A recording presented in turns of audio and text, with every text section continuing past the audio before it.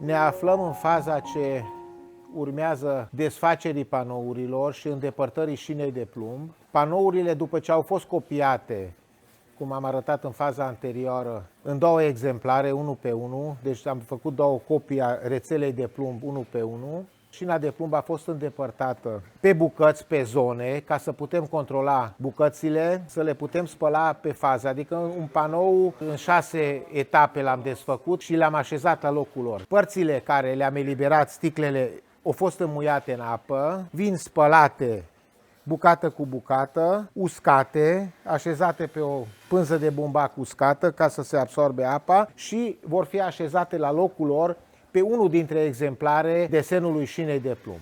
La această fază descoperim, poate ce n-am văzut până acum, descoperim componente de sticlă fisurate sau crăpate ce nu au putut fi observate până acum pentru că șina de plumb le-a ținut la oaltă. Și murdăria de multe ori a mascat crăpăturile și a mascat imperfecțiunile. Aici, la faza asta, practic ne putem da seama ce urmează să facem. Care sunt bucățile care vor fi lipite, care sunt bucățile care sunt intacte și sunt ok, vin doar remontate la locul lor într-o șină de plumb nouă.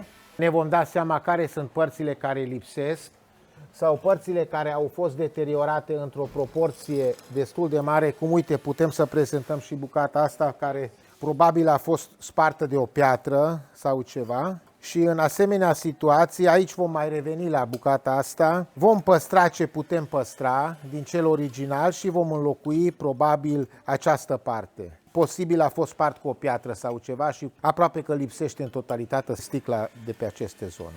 Spălarea se face practic cu apă, cu foarte, foarte puțin săpun normal, cu conținut foarte mic de detergenți și de agenți chimici.